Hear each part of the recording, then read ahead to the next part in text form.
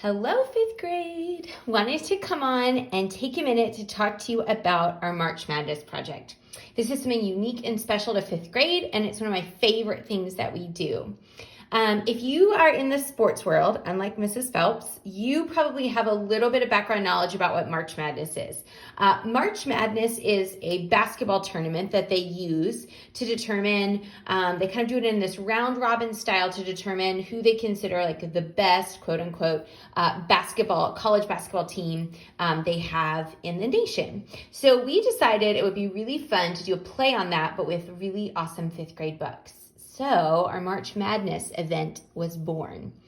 So our March Madness event is something that everybody will complete, okay? So if you notice, I'm going to talk through all this in just a minute, but if you notice, all of these parts are graded. So regardless if you make it out in the first round, you make it all the way to the fourth round, it doesn't matter what, everyone is completing all of these things because they end up being reading grades for us. This is a chance for you to dive deep into one book that you read and get a chance to answer a whole bunch of fun questions and do some fun activities with them. As we kind of move along. We spend a lot of time doing questions and answers in fifth grade and thinking about those, but this is one that you get to choose the book and take a little bit of time to go through it. So let's talk about it. First thing you need to do is you're going to pick any fifth grade book to read, okay? So we aren't giving any qualifications or anything like that as long as it's around a fifth grade reading level, right? Like C Spot Go books are not going to be acceptable for this one. Any ones that are fifth grade. So let's say you are a huge fantasy fan, you love to read fantasy books, you can read a fantasy book.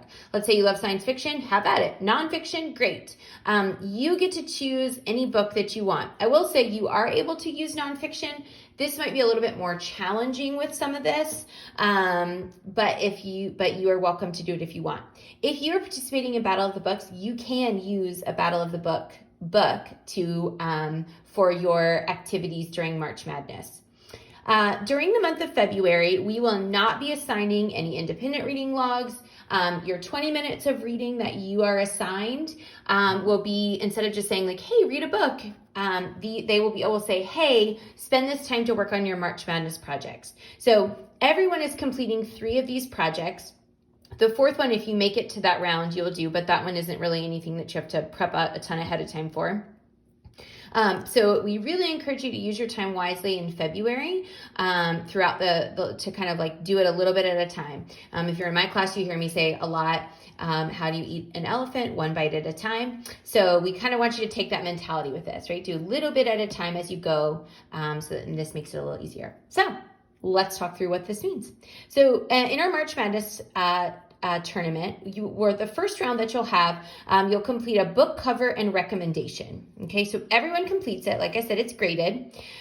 This will, at the end of it, we have a guest judge come in. So your teachers don't do any of the judging, actually, just so you know, because we're grading it, so we're judging it anyway.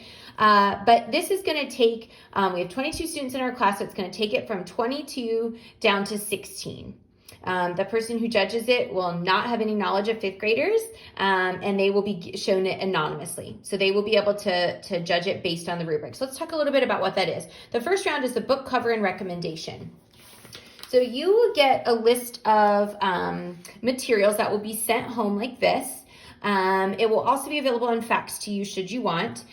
For yours, you'll have the due date on there, but since different teachers have different due dates, I went ahead and whited it out. But it will give you some information about what you're doing, but you are in essence going to create a book cover and along with a recommendation, okay? So you'll have a sheet that comes in like this. In cardstock, so it's a little bit thicker, that you'll use to complete. We're giving you 2 of them, but it, like this says, you just need 1, okay? So you'll have 1 that you'll use to create the book cover with, and then you'll have a spare. On the back of it, it also has your grading rubric. So this is the rubric that I'm going to be using when I give you your grade. That will go in our grade book. However, it will also be what the person who's judging to determine who goes to the next round will be using. So I just really encourage you to follow this as you go. So let me show you some examples from last year of ones that they did. So this one is one that a student did on the book We're Not From Here. So if you see this sheet, they just cut it out like this. and they folded it over. So they did the picture on one side. It's important to note, it says it in the directions, but you're not copying the picture of the front cover. You're kind of creating your own based on what you read in the story. So you're creating the front cover. It should have the title and the author. It should have a picture that's colored. And then on the back, you're giving your recommendation or your recommendation for the book. Okay, and then you'll just stick your name on the inside. Here's another one.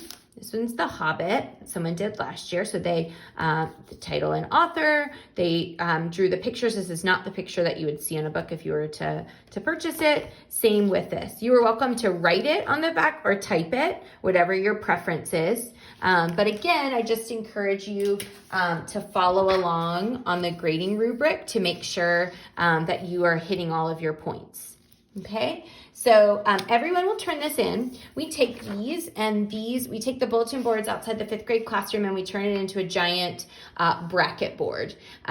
So all of these, we end up putting some like little Velcro dots on them and they stay up. And then as books progress through the tournaments, those that progress through will kind of move along the bracket. The other ones will stay there. So these are displayed during the month of March, which is really fun. So that is round 1 that you guys will complete. Round 2, you are going to complete a book report, okay? This one is also graded. I know, don't groan. It sounds really hard, but I promise it's not your typical book report. Much of this is stuff that you can do a little along the way. Again, that elephant, little bite at a time. At the end of this round, we're going to take it from 16 down to 8. For all of these, for the rest of these rounds, this is student graded. So we don't put a name on the book report. I just read through it. Each student has a rubric that they use to assess it. And then the 8 highest scores on the book report move on. So again, no names. It's not like you're voting for your friends. This is one where they have the rubric and they're using that to judge how they think. They're kind of, in essence, scoring you against the rubric. So the book report, again, you'll get something that looks like this that comes home. You'll also have a rubric that looks like this, so that you're very comfortable with all of the different parts of what needs to be assigned. This is what I use to grade it. So the grade down here at the end of the rubric is what goes in the grade book, but this is what each student is using to grade it. Okay. So for example, we are requesting 5 details about the main character, right? In a nice little like good 5th grade type sentences. So if I'm reading it out loud to the class and there's only 3 details that are noted, each student might grade it lower than if they had met the criteria. Does that make sense? This is what the book report looks like. We'll give you a copy like this, and we'll also send one electronically if you would prefer to write it in. But you will just follow along for these parts. This is really simple to do, just like 1 or 2 a day, little parts a day as you go. So it's not really as lengthy or meaty of a process. So that is the round 2 that you're completing for the book report. Okay, that'll bring us down to 8. Okay, so for round 3, same thing, it's graded. Everybody's turning one in because we are grading this. But at the end of the character interviews, it's assessed in the same way. You will get something that comes home that looks like this with all of the information. You will have rubrics like this. Down here is what the students will use as they're grading it as they go. But again, like I said, these are the things that they want to know. So for example, I grabbed one from a student who turned one in last year. He read the book Prisoner B3087 by Alan Gratz. His first question, the interviewer asked, at the beginning of the book, you get an opportunity to celebrate your bar mitzvah. It's in the basement of an abandoned old house and under very frightening conditions. Were you afraid, or were you just so happy to have it that it didn't matter to you if you were caught? Premise of this is it's a boy who's in Poland during the 1930s. So right beginning of the start of the World War II, all the stuff we've been kind of learning about. So he pretended that he was the character and he wrote an answer. If I knew I was caught and we'd be shot to death right on the spot, but having this moment in my life with all my family alive and there meant the world to me. Okay, so you're creating 10 of these questions for your round 3. All of this is graded. If you make it at the end of round 3, we'll go down to 4. Okay, those 4 will end up doing a book talk, and we'll give some more information to the winners as they go, but it's not really anything that you need to prep ahead of time. You're in essence giving a persuasive speech about why your book is the best and why your book should win March Madness. And then the class will vote based on that, and then the winner will go from there. So you'll write it anonymously, and then we'll read it, and then the person will vote. That way we kind of keep it all in the up and up. So it's not a popularity contest, but truly the best book to win. So this is really fun. We do a lot of fun with it. It's a good time, and we very much enjoy it. But along with this means that there's a little bit of work. So that's why we start talking about this really early, so that you have the whole month of February to work on this, and then each of these rounds is due a different week in March. So you'll have a little bit of class time and homework time built in to getting this done. But if you have any questions, reach out to your home teacher, but be on the lookout for all this information coming home ahead of time and being posted on fax. Have a great day, y'all. Bye.